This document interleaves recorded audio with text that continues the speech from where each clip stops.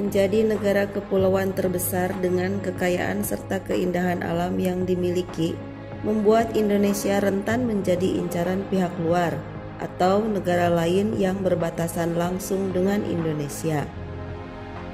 Sebagai contoh, soal sengketa Sipadan dan Ligitan. Pada Selasa 17 Desember 2002, Mahkamah Internasional memenangkan Malaysia dalam kasus sengketa Pulau Sipadan dan Ligitan dengan Indonesia. Keputusan tersebut dibacakan Ketua Pengadilan Gilbert Guillaume di Gedung Mahkamah Internasional Den Haag, Belanda. Persengketaan antara Indonesia dengan Malaysia soal Sipadan dan Ligitan mencuat pada tahun 1967. Dalam pertemuan teknis hukum laut antara kedua negara, baik Indonesia maupun Malaysia sama-sama memasukkan Pulau Sipadan dan Pulau Ligitan ke dalam batas-batas wilayahnya. Belum lama ini, klaim sepihak Cina di perairan Natuna sempat membuat hubungan Indonesia dengan Cina memanas. Pemicunya saat kapal-kapal nelayan dari negeri tirai bambu itu nekat beroperasi di Laut Natuna yang masuk dalam zona ekonomi eksklusif Indonesia.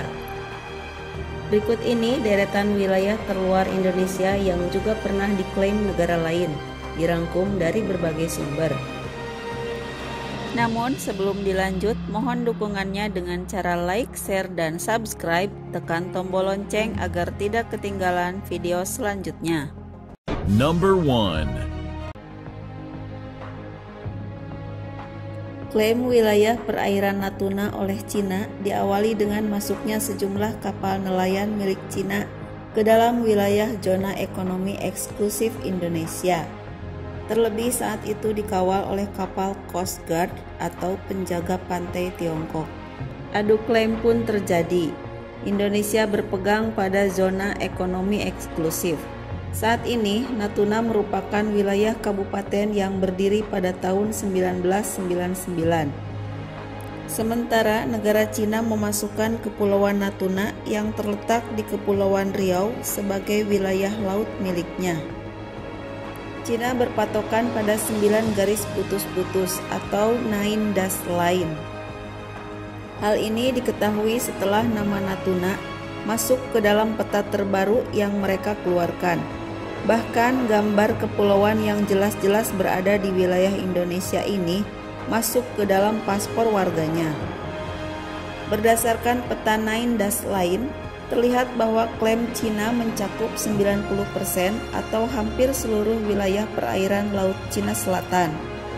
Menanggapi hal itu, pemerintah Indonesia mengeluarkan pernyataan tegas bahwa tidak ada kompromi soal kedaulatan Indonesia.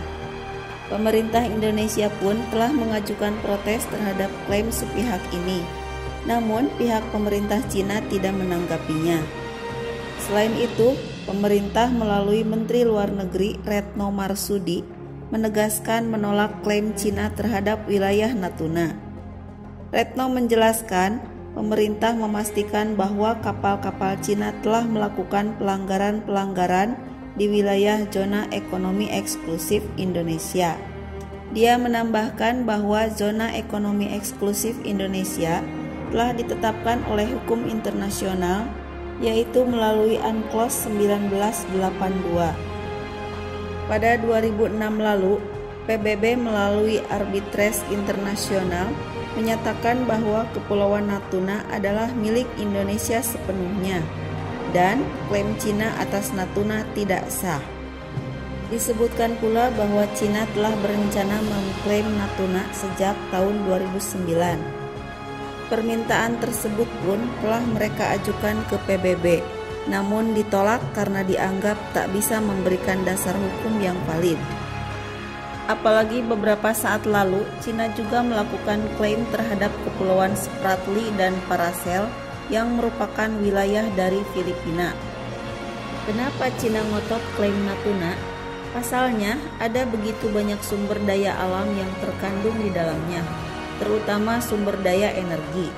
Secara total, produksi minyak mentah dari blok-blok yang berada di Natuna adalah 25.447 barel per hari.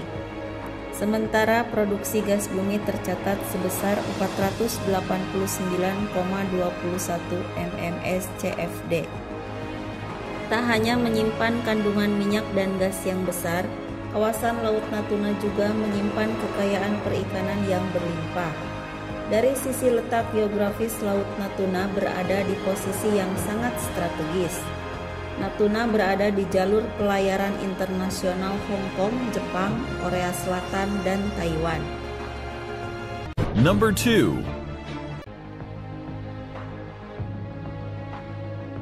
Blok Ambalat yang terletak di Laut Sulawesi atau Selat Makassar dan berada di dekat perpanjangan perbatasan darat antara Sabah, Malaysia, dan Kalimantan Timur, Indonesia, juga menjadi perseteruan panjang antara Indonesia dan Malaysia. Sejak akhir tahun 1960, tepatnya saat Malaysia membuat pemetaan daerah yang baru, negeri jiran tersebut mulai menyebut bahwa Blok Ambalat termasuk dalam wilayahnya. Konflik ini bermula dari klaim pihak Malaysia, Petronas, yang merupakan perusahaan minyak pemerintah Malaysia, pada 16 Februari 2005 untuk memberikan konsesi eksplorasi minyak dan gas lepas pantai di Blok Ambalat kepada perusahaan multinasional Shell. Sejak tahun 1966, Indonesia telah memberikan konsesi kepada berbagai perusahaan minyak di kawasan Ambalat, Kalimantan Timur, tanpa pernah mendapat protes dari Malaysia karena Ambalat memang bukan wilayah negeri jiran itu. Kemudian, sejak 24 Februari 1998, Indonesia juga memberikan konsesi selama 30 tahun kepada dua perusahaan minyak Italia, yakni Eni Ambalat Ltd dan Eni Bukat Ltd, untuk melakukan eksplorasi minyak di wilayah tersebut. Sementara perusahaan Amerika Serikat Unocal hanya mengoperasikan pengeboran minyak lepas pantai. Pada tahun 2007, sejumlah kapal perang dan pesawat Malaysia melanggar wilayah perairan dan udara Indonesia di Blok Ambalat. Tepatnya pada tanggal 24 Februari 2007, kapal perang Malaysia KD Budiman dengan kecepatan 10 knot memasuki wilayah Republik Indonesia sejauh 1 mil laut. Di hari yang sama, pukul 15 waktu Indonesia Tengah, kapal perang KD Sri Perlis juga melintas dengan kecepatan 10 knot memasuki wilayah Republik Indonesia sejauh 2 mil laut. Setelah itu, dibayang-bayangi KRI Welang dan kedua kapal berhasil diusir keluar wilayah Republik Indonesia. Meski konflik kepemilikan wilayah masih tetap bergulir hingga puluhan tahun, diketahui Ambalat hingga saat ini masih berstatus milik Indonesia. Wilayah ini memiliki luas mencapai 15.235 km persegi. Di wilayah yang hanya dipenuhi oleh lautan ini, terdapat sumber daya alam yang sangat besar. Salah satunya adalah banyaknya kandungan minyak mentah yang sangat melimpah. Itulah mengapa wilayah ini kerap dirongrong Malaysia. Pasalnya, Malaysia juga ingin mendapatkan wilayah yang kaya akan minyak. Mereka menganggap jika wilayah itu milik negaranya. Namun, Indonesia dengan segala cara akan terus mempertahankan wilayah ini. Salah satunya adalah dengan terus melakukan penjagaan dan juga operasi penyisiran agar militer Malaysia tidak datang dan membuat kekacauan. Hingga tahun 2019 diketahui TNI Angkatan Udara telah menggelar operasi pengamanan Ambalat dengan menerbangkan pesawat Super Tucano IMB-31 Skuadron Udara 21 Lanut Abdul Rahman Saleh, Malang. Number 3. Pada tahun 2014 silam, pemerintah Malaysia telah melakukan aktivitas pembangunan mercusuar di kawasan perairan Indonesia, tepatnya di Tanjung Datuk, Kecamatan Paloh, Kabupaten Sambas, perbatasan Kalimantan Barat. Saat itu, Malaysia kedapatan membangun 3 tiang pancang setinggi 13 meter di perairan Tanjung Datuk.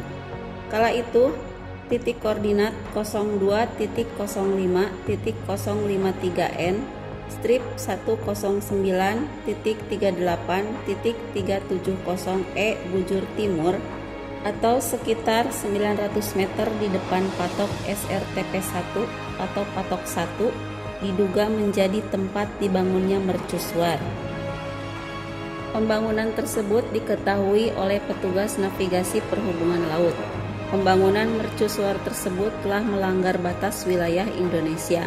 Namun, TNI Angkatan Laut dapat menghentikan aktivitas pembangunan mercusuar yang dilakukan Malaysia di wilayah itu.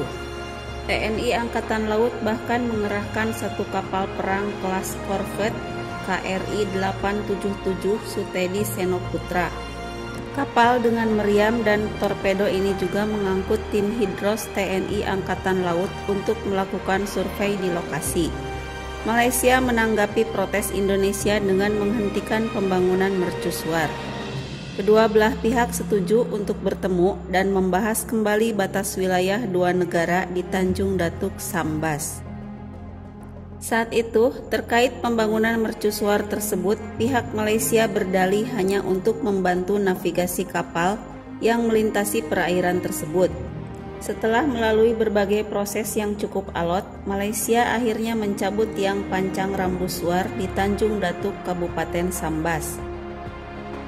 Panglima Kodam 12 Tanjung Pura, Mayor Jenderal TNI Toto Rinanto, menjelaskan bahwa proses pembongkaran rambusuar itu merupakan hasil kesepakatan antara Kementerian Luar Negeri Indonesia dan Kementerian Luar Negeri Malaysia pada tanggal 26 Mei 2014. Dalam perundingan tersebut, Malaysia mengakui telah membangun tiang pancang rambusuar di perairan Tanjung Datuk dan menyetujui menghentikan pembangunan serta membongkarnya. Sengketa perbatasan di Tanjung Datuk bukan merupakan sengketa yang baru-baru ini saja terjadi. Sengketa ini sudah terjadi sejak puluhan tahun yang lalu. Number 4. Polemik batas negara Indonesia dengan Malaysia di Pulau Sebatik, Kabupaten Nunukan, Kalimantan Utara juga menjadi permasalahan yang panjang. Namun, pada tahun 2019 lalu, Kepala Pusat Pemetaan Batas Wilayah Badan Informasi Geospasial, Ade Komara Mulyana mengatakan Indonesia dan Malaysia akan menyepakati penyelesaian outstanding boundary problem di Pulau Sebatik pada tahun 2019. Ade menuturkan, Indonesia dan Malaysia sudah sepakat bahwa garis perbatasan antar negara akan berada di garis koordinat 4 derajat 10 menit lintang utara, sebagaimana disepakati Inggris dan Belanda dahulu kala. Persoalannya, pilar-pilar perbatasan alias patok batas negara peninggalan Belanda Inggris sudah tidak berada di garis koordinat tersebut.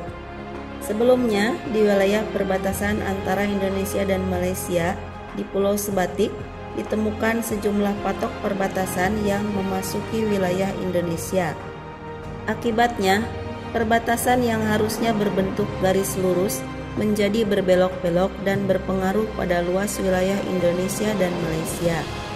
Tak main-main diperkirakan mencapai 84 hektar lahan yang ada di Pulau Sebatik wilayah Indonesia dinyatakan masuk wilayah Malaysia akibat pergeseran patok batas negara. Indonesia dan Malaysia sudah menyepakati pilar berbatas yang dibangun Inggris Belanda itu nantinya akan diganti dan dihancurkan. Pilar-pilar baru ini akan jadi perbatasan Indonesia-Malaysia di Pulau Sebatik.